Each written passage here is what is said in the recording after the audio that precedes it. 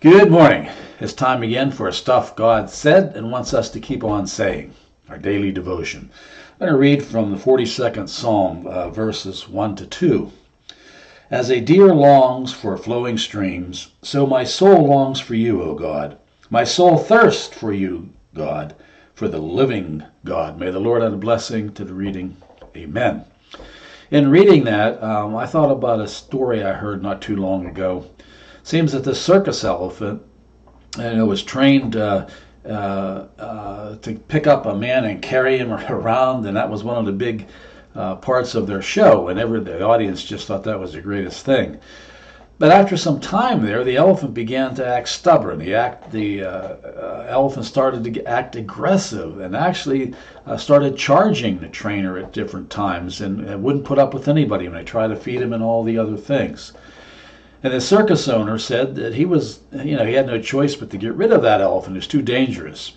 And he was talking to one of the men who brought that elephant to him.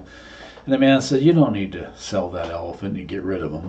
Put me in the cage for 10 minutes and I'll show you a different elephant." So the owner agreed, and he went into the cage, and the elephant first started toward him and then stopped and looked at him. And the man began to speak to the elephant, very soothing, and spoke for a couple minutes. And after speaking, the elephant slowly lumbered over to the man, and he wrapped his trunk around them just like he had done so many times to the trainer, picked them up and walked them all around inside that cage, and everybody there just started to applaud. And the owner said when the man came out of that cage, what on earth made the difference to that elephant? And he said, "Oh, there's nothing wrong with that elephant, except that elephant's homesick. He's from India. He don't speak the same language as you. That's an Indian elephant. He heard my voice. He heard my words. He heard my language." That elephant was really homesick. But now, even here in the cage, with me, he felt like he was at home. I heard that. I thought about all the times I get frustrated. My wife teases me about being a grouchy old man at times, and I shoot back at her and say, "That's my privilege. I'm 70 years old."